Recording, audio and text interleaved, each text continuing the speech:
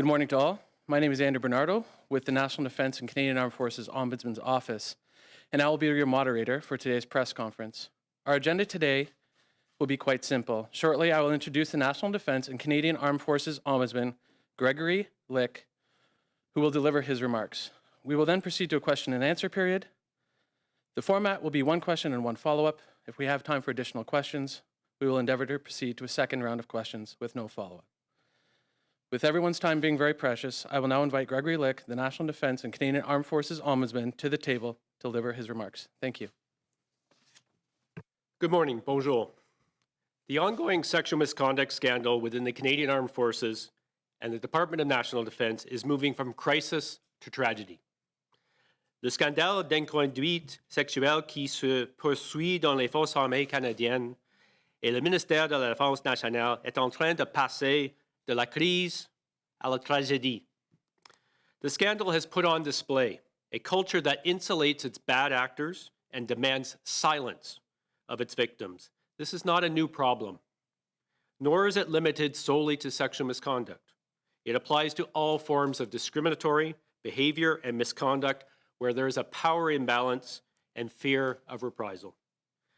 The current situation is at stark odds with our nation's expectations of its military and with how I believe the vast majority of military members want to serve.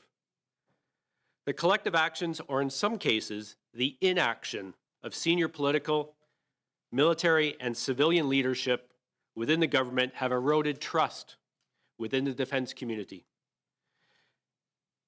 The internal mechanisms that were meant to support those who have suffered misconduct have failed to ensure fair outcomes.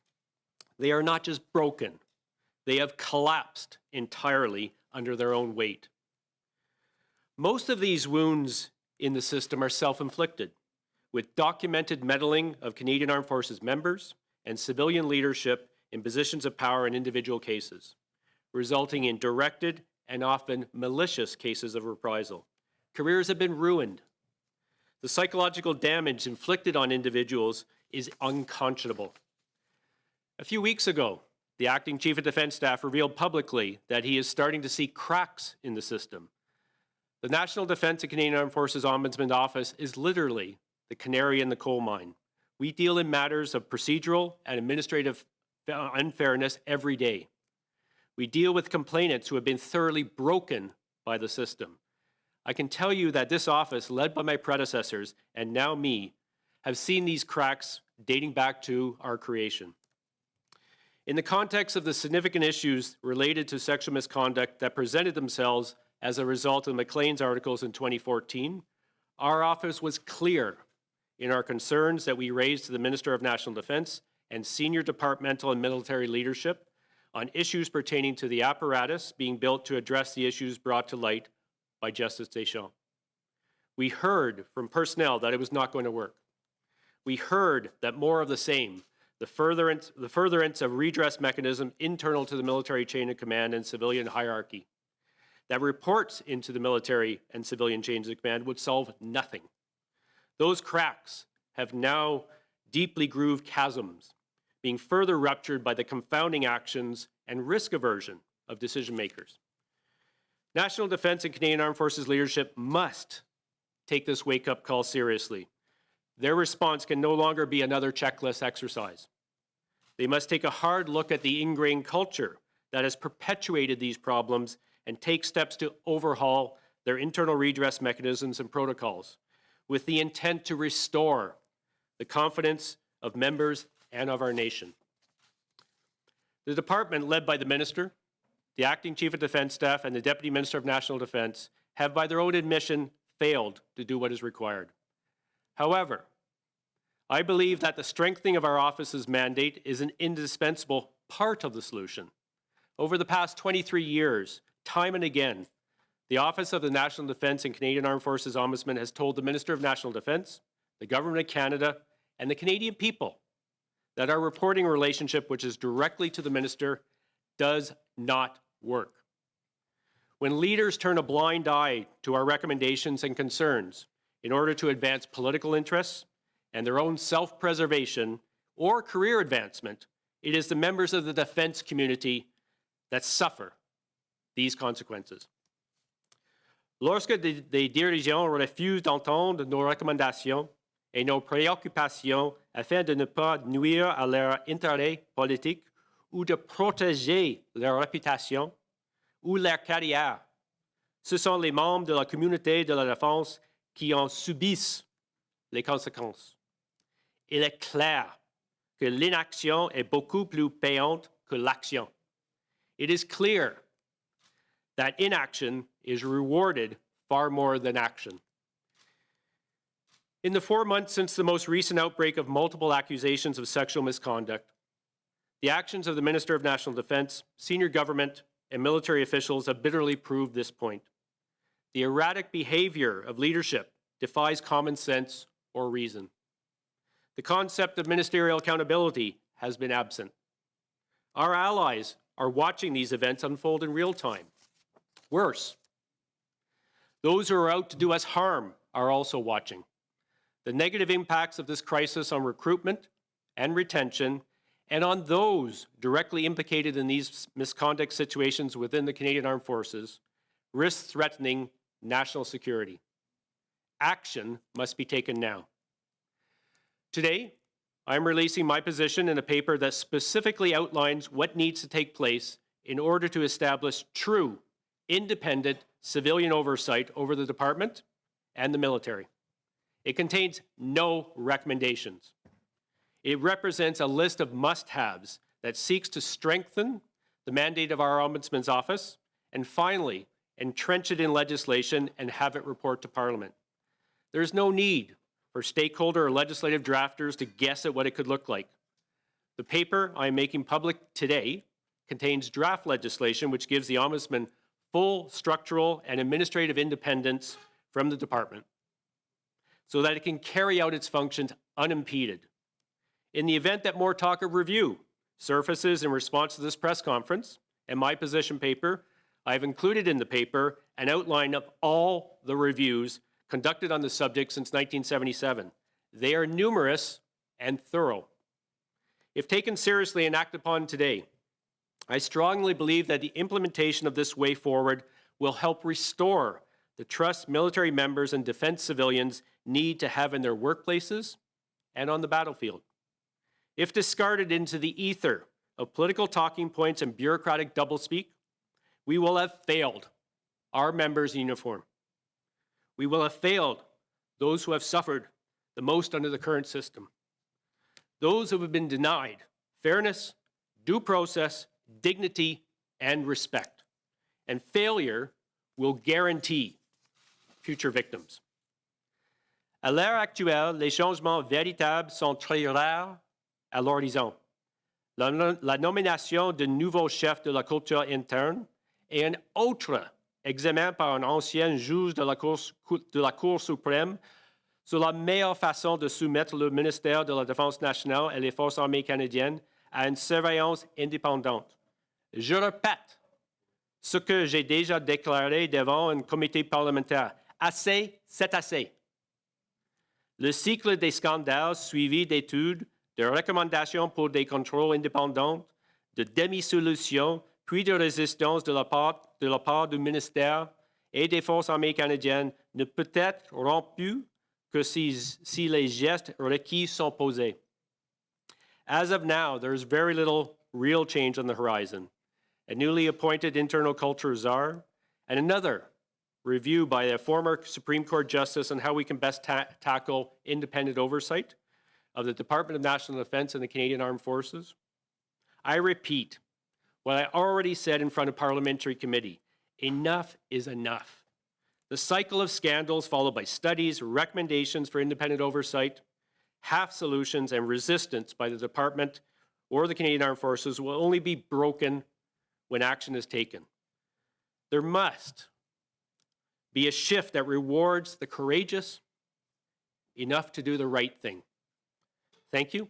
I'm now free to take your questions. Merci. Je suis disponible pour prendre vos questions. Thank you very much, Mr. Lick. We'll now head to the phone lines for questions.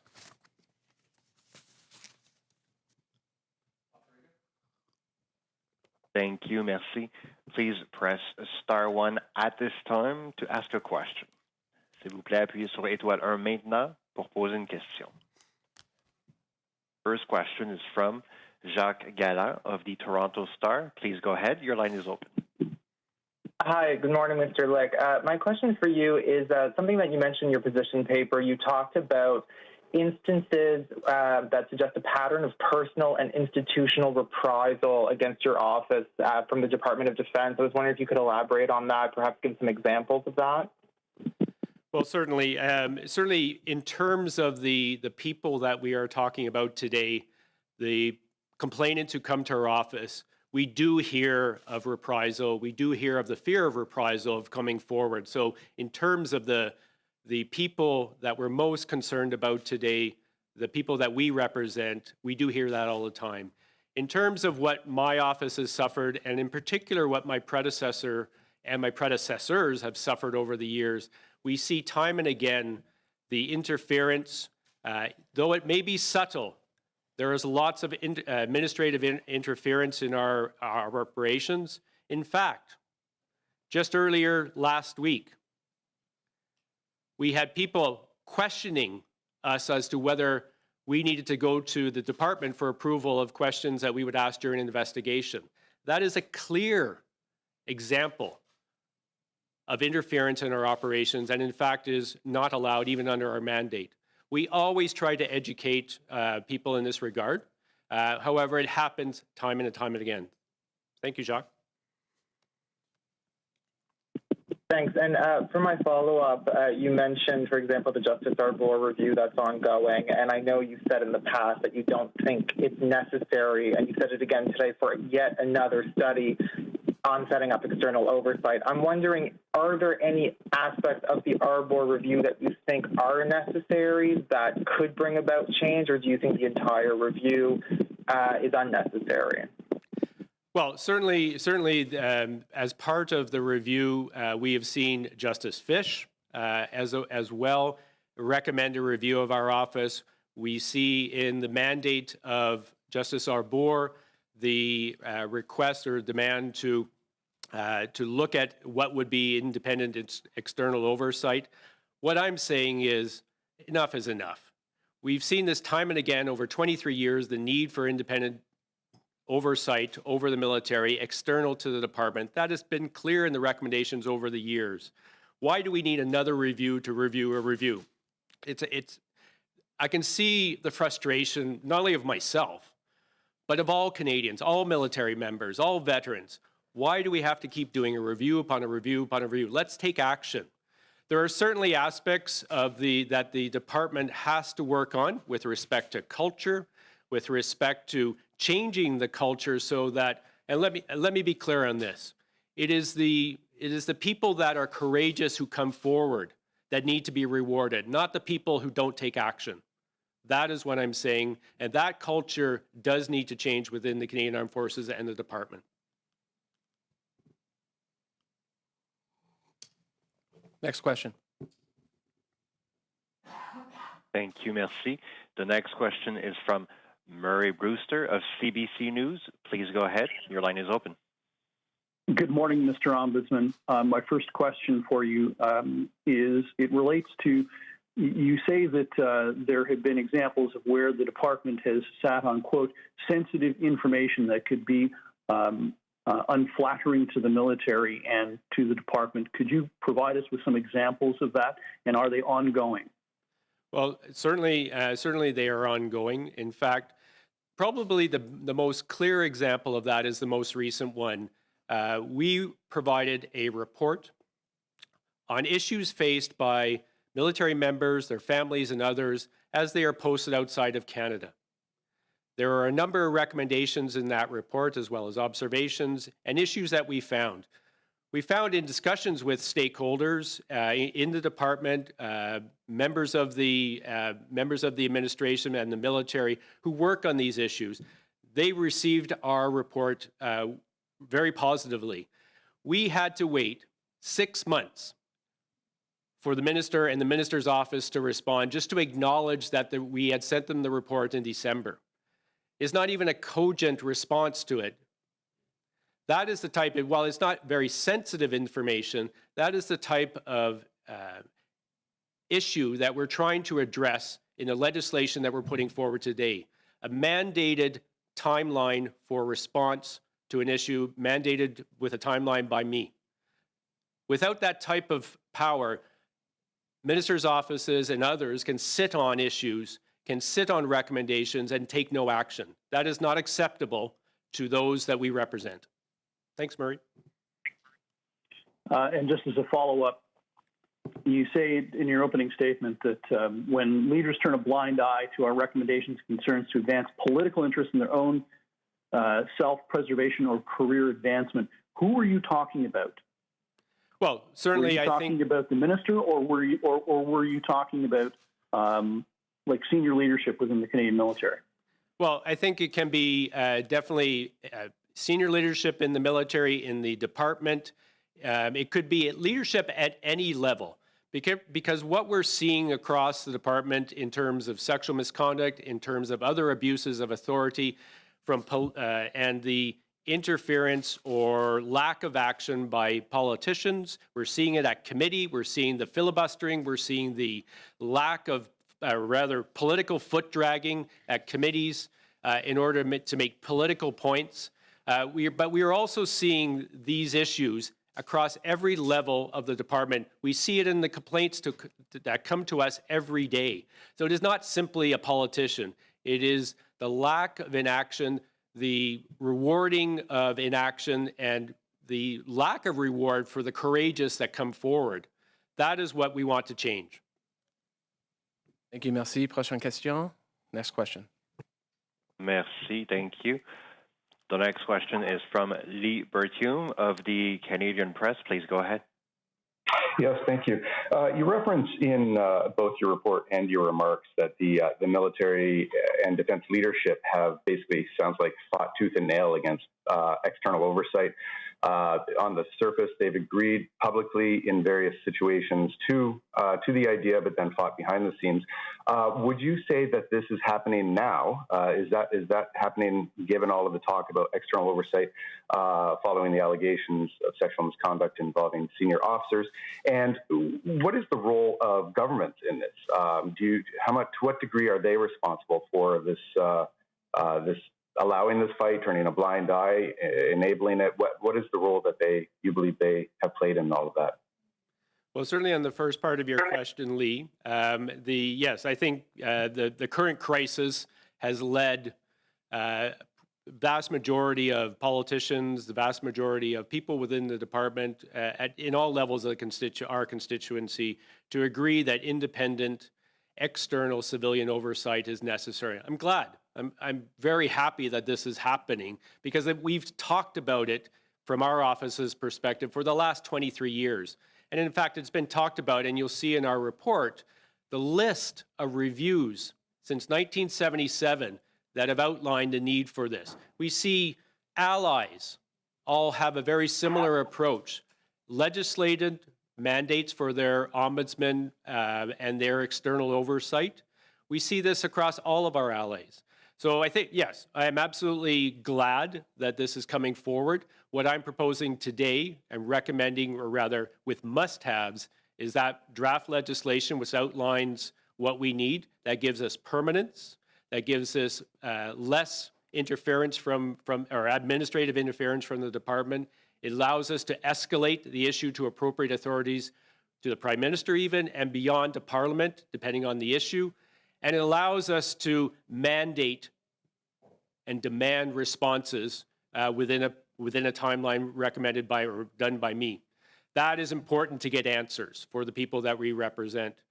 In terms of the government, that's a tough one to answer. I can't say one way or the other why politicians do what they do. That's a question for politicians, Lee. And I'm curious about the timing of this. I mean, obviously, Parliament is rising for the summer. Everyone is expecting an election. Do you have any concerns that basically not only is your call going to kind of be lost, perhaps in the summer in an election, but also even this entire issue and this kind of crisis that is ripping through the military right now.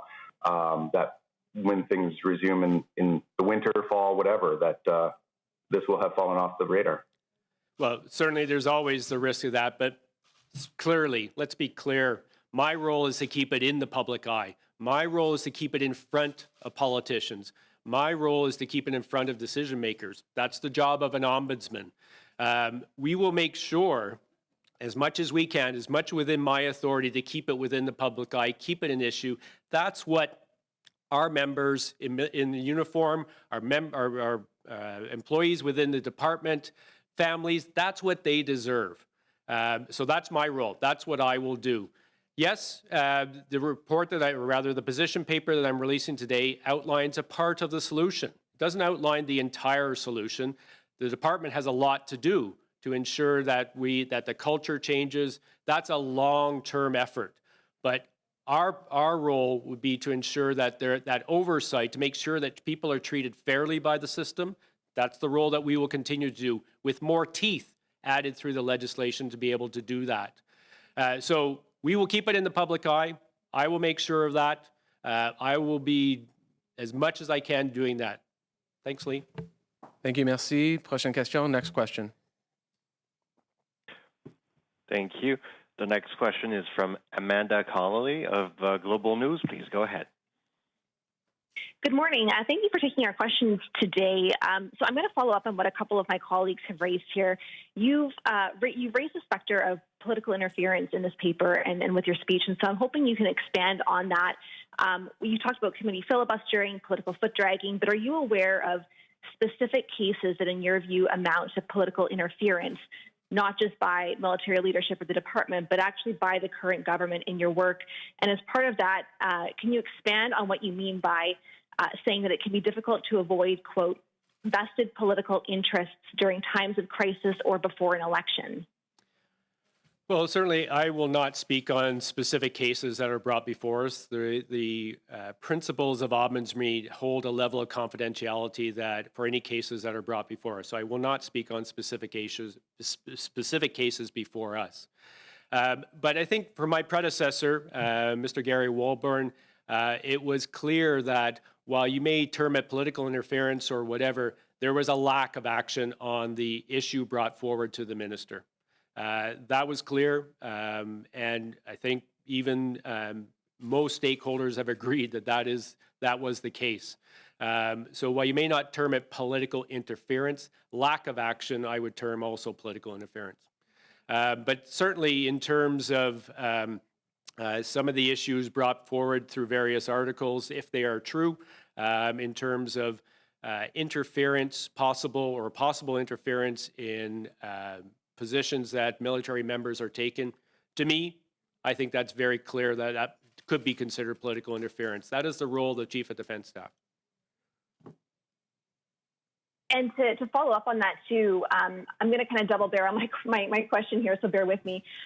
First, have you ever experienced anything that led you to believe that you or your office would face retaliation under this government for probing or continuing to probe a particular issue? And second, I wonder what you would say to both Defense Minister Harjit Sajjan and Prime Minister Justin Trudeau if they're watching this right now. Well, certainly, me personally, I have not experienced any political interference in the role that I have. In terms of the request of the minister to look at racism, we provided advice on what we could do. He further then asked for a change in that approach.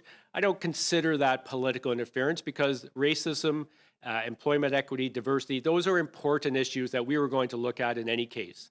So that discussion with the minister, I don't consider that political interference. Some might, I don't.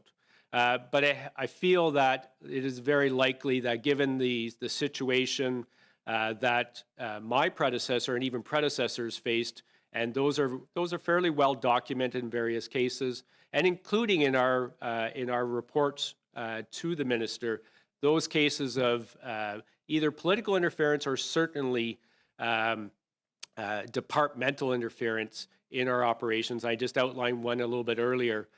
While it may be considered small, we dealt with it. That that is an ongoing situation.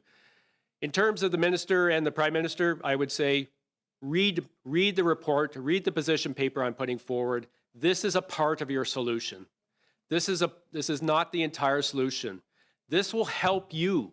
This will help all Canadians. This will help the members in uniform deal with unfairness. It will allow my office to deal better with unfairness. This can only improve the situation. There is absolutely zero risk in this. The job of an ombudsman is to bring transparency, openness to the people that serve. This is a good thing. Do it. Take action. Thank you, merci. Prochaine question, next question. Once again, please press star 1 to ask a question. De nouveau, s'il vous plaît, appuyez sur étoile 1 pour toute question. The next question is from Christy Kirkup of the Globe and Mail. Please go ahead. Hi, good morning, Mr. Lick. I wanted to ask you, you were named to the role that you're in now by the Defense Minister, Harjit Sajjan. How rare is it for you to be having a news conference of this kind and coming out and making some commentary about the minister as well as the government, more broadly speaking? Well, certainly the use of a press conference is fully within my authority as outlined in my mandate. I have the authority to speak on any issue. That is the role of an ombudsman, to bring transparency to issues that come to light, that come to the attention of my office. Over the last number of years, my predecessor put forward 2 governance reports, and predecessors before that in this office put a number of reports forward on how we can improve civilian oversight of the military. Very generally, those reports were ignored. Therefore, I found it necessary to bring it to the Canadian people, to bring it more to the attention of those that elect our politicians, and even those politicians that decide upon these issues.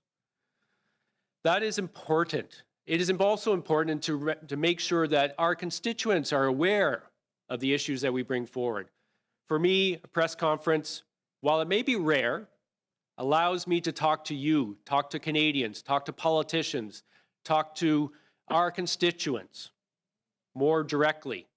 This is what is needed. The position that's put forward in the paper today is a solution. It's a part of the solution to help bring fairness for those that serve and for those that are in the military, those that are in the department, the families of those, and even veterans. It is to bring fairness for all. So I will say it again, and I will say it again. Enough is enough. Let's get on with it. And just as a follow-up today, you've said that the military and the government response to the scandal of sexual misconduct in the Canadian Armed Forces has defied common sense, and that there's been zero accountability on behalf of political leadership when complaints are brought forward. Why is this an example of zero accountability on behalf of political leadership? Well, certainly, I get frustrated, and a lot of people get frustrated when political parties of any stripe do review after review after review after review. I'm frustrated. The people that come to our office are frustrated. They want to see action. They don't want another review. They want to see real action. And what I'm putting forward in the paper today, Mamanda, is a solution to bring real action, to bring real independent external oversight with some teeth to get action from the decision makers. That's what they deserve. Thank you. Prochaine question, next question. Nous n'avons plus de questions pour le moment. There are no further questions registered at this time. Turning back over to Mr. Bernardo.